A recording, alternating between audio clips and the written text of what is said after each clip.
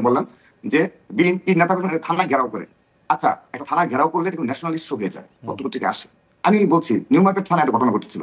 এই যে আমার ছাত্র দলের দপ্তরে গিয়ে দেখবেন ৩ জনকে আমরা বহিষ্কার করেছি, ৩ জনকে পদধারী ৩ বহিষ্কার করেছি। না কিন্তু তারপরে এবং কিন্তু কিন্তু আমি কিন্তু কিন্তু কিন্তু কিন্তু যারা রাকিবুল ইসলাম, মানে আপনি কি মনে করেন না যে আসলে বিএনপির লোকজন বা ছাত্র দলের লোকজন, আপনার কাছে কি খবর থাকে না যে আসলেই কাউকে গ্রেফতার করলে বা কারো বিরুদ্ধে ব্যবস্থা নিতে গেলে ছাত্রদল যুবদল বিএনপির পক্ষ থেকে ফোন করা হচ্ছে, থানায় হুমকি দেওয়া আমি হচ্ছে? সেজন্য আমি সেজন্য বলছি ভাই। জি তো তারপরে আসলে আসলে এটা দেখলাম যে বিএনপি পিয়ন পরিচয় দিয়ে পার্টি অফিসে কিংবা ওই মহাসচিবের নাম ড্রাইভারের পরিচয় দিয়ে একটি করলো এবং ভিডিও তার বিরুদ্ধে শুধু ব্যবস্থা না বলা হচ্ছে, তাকে অ্যারেস্ট করে আইনানুগ ব্যবস্থা নেওয়া উৎসাহিত করা হচ্ছে। এইসব যখন আপনি যুবদলের একটা শ্রীপুরের ঘটনায় বহিষ্কার করে তাকে মামলা দেওয়া হয়েছে, মানে এগুলো ছোট ঘটনা খালিদ ভাই, বাট না আমরা যারা বড় সংগঠনের নেতৃত্বে রয়েছি আমরা বুঝি এইগুলো দ্বারা আমাদের মাঠ পর্যায়ে কি মেসেজ যায়, কি মেসেজ যায় সেটা আমরা জানি। আপনি একটি ঘটনা দিয়ে পুরো বাংলাদেশে নেতাকর্মীদের শিক্ষা দেওয়া হয় যে তুমি যদি এগুলো করো পার্টি তোমার দায় নিবে না, নিবৃত্ত করা যায়। আমরা সেই প্রক্রিয়ায় রয়েছি এবং আমি একজন সচেতন রাজনীতি ছাত্র সংগঠনের প্রেসিডেন্ট হিসাবে বলছি বিএনপির পক্ষ নিয়ে না। বিএনপি যদি এই স্টাইলে তাদের যে জিরো টলারেন্স অপরাধের প্রতি, হ্যাঁ আমি তো অস্বীকার করছি না যে একদম গ্রাম পর্যায় পর্যন্ত কিছু হচ্ছে না, গ্রাম পর্যায়ে অপরাধ কতটুকু করা যায়। এই যে মংলা পোর্ট বলেন, চট্টগ্রাম পোর্ট বলেন, হ্যাঁ সচিবালয় বলেন, এখানে যাদের যাতায়াত রয়েছে তারা যে ধরনের আমার মনে হয় আমি জনাব রাকিবুল ইসলামের ইঙ্গিতটি বুঝতে পেরেছি। আমার প্রশ্ন শুরু করার আগে আপনি কি শেষ করেছেন জনাব রাকিব? আরেকটু ভাই, আচ্ছা তাহলে যদি আপনি 1 মিনিট শেষ করেন। না আমি সরি, আমি খেয়াল জি করি। জি জি জি, এখানে যাদের যাতায়াত রয়েছে এবং এখানে তাদের কাজটা কি। আমি খালিদ ভাই, আপনি আমাকে শুরুতে প্রশ্ন করেছেন যে সর্বশেষ আপনার টকশোতে আমি ছাত্রদলের সভাপতি হিসাবে বলেছিলাম, ছাত্রদলের সভাপতি হিসাবে যদি স্পেসিফিক দুর্নীতি কিংবা আমার এই পদের অপব্যবহার আমি করি, আমি আমার পদ থেকে অব্যাহতি নিব। আমি আপনাকে স্পষ্ট বলেছিলাম। তো খালিদ ভাই, আপনি আমার কাছে প্রমাণ দেন একটি অভিযোগ। আমি আপনাকে চ্যালেঞ্জ করে বলছি আজকে। না কিন্তু আমি এমন কি হতে পারে যে আপনি আসলে দুর্নীতি করতেছেন না কিন্তু আপনার লোকজন করতেছে চাঁদাবাজি, আপনি আপনাকে আলাদা করতেছেন? এটা কি হইতে পারে? না না, এটা কি হইতে পারে কিনা এই কথা আপনার আসতেছে কিনা যে ধরেন ছাত্র দলের মধ্যে শুধু রাকিব চাঁদাবাজি করে না আর বাকিরা করে? আমি বলছি খালিদ ভাই, যদি শীর্ষ নেতৃত্ব ঠিক থাকে খালিদ ভাই, তাহলে আমরা তো দীর্ঘদিন সংগঠন করি, যদি শীর্ষ নেতৃত্ব ঠিক থাকে তৃণমূলে তার প্রভাব পড়ে।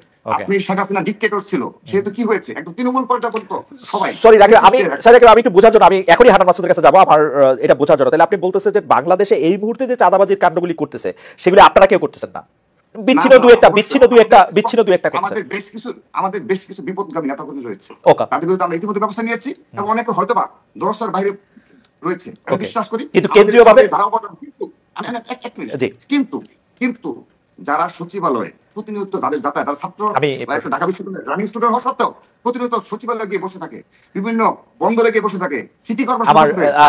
জনাব রাকিব আপনাকে একটু থামাচ্ছি কারণ আমার এই প্রসঙ্গে একটু জনাব হান্নান মাসুদকে শুনতে হবে। জনাব হান্নান মাসুদ, আসলে কিন্তু রাকিব এই কথাটা যে বলেছেন সেটার ব্যাপারে আমি একটু আপনার মতামত শুনতে চাই, কারণ আসলেই আমাকে অনেকেই বলছেন যে আপনারা সচিবালয়ে গিয়ে বসে থাকেন, থানায় যান, ডিসি অফিসে যান, পঞ্চগড়ে জেলা জজ সাহেবের ওখানেও আপনারা গিয়েছেন, জজ সাহেব চেঞ্জ করে দিয়েছেন।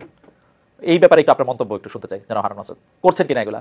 না আসলে হচ্ছে প্রশ্নগুলো তো করা যায়। ভাই বললো যে হচ্ছে সাদাবাজি দখলদারিত্ব নিয়ে অনেকগুলো নিউজ। ভাই হচ্ছে আমি নিজে এরকম মানে ন্যাশনালি এবং ইন্টারন্যাশনাল পরিচিত হওয়া সত্ত্বেও, এরকম ফেস হওয়া সত্ত্বেও আমি হচ্ছে আমার নিজের এলাকায় আমি মানে এতটা অসহায় এই ক্ষেত্রে। আপনি গতকালকে দেখেছেন যে প্রথম আলোর রিপোর্ট যে হচ্ছে নিঝুম দ্বীপের মতো একটি জায়গায়, সেখানে হচ্ছে বালি পর্যটন ইয়া থেকে ওখানে বালি তুলে তুলে বিক্রি করা হচ্ছে, মাছের হাড় ভাড়া দেওয়া হচ্ছে। 30 বছর ধরে এক জায়গায় একজন মাছ ধরছে জেলে, তাকে সেখানে টাকা না দেওয়ার কারণে মানে হাড়ে 30 লাখ 10 লাখ টাকা করে নেওয়া হচ্ছে, সেখান থেকে সেই টাকা না দেওয়ার কারণে তাদেরকে মাছ ধরতে দেওয়া হচ্ছে না। এমন হচ্ছে ঘাট কেন্দ্রিক আমার এলাকায় আপনি একটু ওই প্রশ্নটার মধ্যে একটু আসেন, মানে সচিবালয়ে যাচ্ছেন কিনা বৈষম্য বিরোধী ছাত্র আন্দোলনের? আমি সেটার উত্তর দিব, দুইটার উত্তর দিব। আমি মানে এই বিষয়টা বলছি, মানে আমি চাইলে এখানে স্বরাষ্ট্র উপদেষ্টা পর্যন্ত রিস্ক করতে পারি যে হচ্ছে ওখানে সংঘাত হচ্ছে আছে, কিন্তু সেই জায়গায় থামতেছে না। সারা দেশে কি অবস্থা আপনি বুঝলেন। মহিলারা, একজন মহিলাকে আমি দেখলাম যে হচ্ছে ঘাট দখল নিয়ে মহিলার মাথায় কোফের চিহ্ন, মানে কোপ দিয়ে মাথায় পর্যন্ত কোপানো হয়েছে। এই জাতীয় কাজগুলা ভাই মানে কঠিন ভাবে হচ্ছে, সারা দেশে হচ্ছে, কিছু মিডিয়াতে আসে কিছু আসে না, এবং হচ্ছে এই ক্ষেত্রে দায় এড়ানোর কোনো সুযোগ নেই।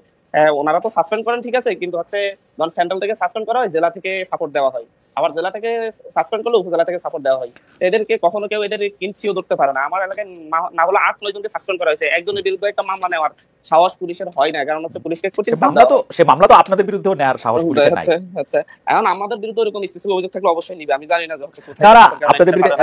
আর পাশাপাশি ভাই যেটা বললো সচিবালয়ে, হ্যাঁ সচিবালয়ে আমি আজকেও গিয়েছি। সচিবালয়ে আমি আজকে গিয়েছি 4র্থবারের মতো, মনে হয় আমার আজকে যাওয়া হয়েছে গত 7 মাসের মধ্যে 4র্থবারের মতো। আজকে গিয়ে আমি আমার ফেরি, আমার এলাকায় ফেরি 3 জায়গায় জন্য একই সিটিতে, না আমাদের এতটাই পাওয়ার, একটা সিটিতে 3 জায়গায় ফেরির ঘাটের জন্য টাকা বরাদ্দের আবেদন করা হয়েছে।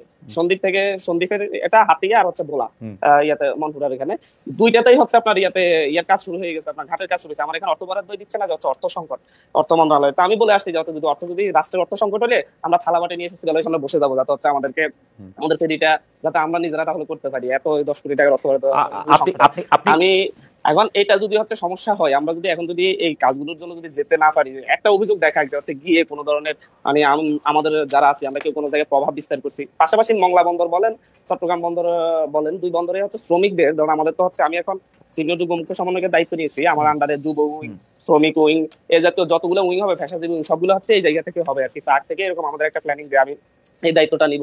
আমাদের শ্রমিক সংগঠন করার জন্য সারা দেশে যে কয়টাই শ্রমিক করেছে, রিক্সা শ্রমিকদেরও আমাদের একটা কমিটি আছে, সেখানেও আমি উপদেষ্টা, কিন্তু ভাইরাল করা হয়েছে মংলা বন্দরের শ্রমিকদের উপদেষ্টা আর হচ্ছে চট্টগ্রাম বন্দরের শ্রমিকদের উপদেষ্টা। যতগুলো শ্রমিক কমিটি হয়েছে প্রত্যেকটা আমি উপদেষ্টা হিসেবে আছি, কারণ হচ্ছে এটা আমাদের দলীয় একটা সংগঠন, মানে সহযোগী কি বলে না। কিন্তু জনাব হারুন মাসুদ, আমি আসলে বারবার এই প্রশ্ন করতে আমি আসলে আপনাদের আমি আরেকটু মজার বিষয় বলি ভাই, আর মজার বিষয় বলার আগে একটু কম মজার বিষয় একটু বলে নেবেন কিনা সেটার জন্য একটু বলতে চাই। চট্টগ্রাম বন্দরের কোনো অফিসে কখনো কোনো একজন অফিসারের সাথে আমার আজ পর্যন্ত কখনো দেখা হলো, উল্টো এই কমিটি করার পরে সেখানের চট্টগ্রাম বন্দরের চেয়ারম্যান আমাকে উকিল নোটিশ পাঠিয়েছে যে এই জায়গায় নাকি হচ্ছে শ্রমিক কমিটি করার কোনো সুযোগ নেই এবং হচ্ছে এটা আইনি জবাব দিতে হবে।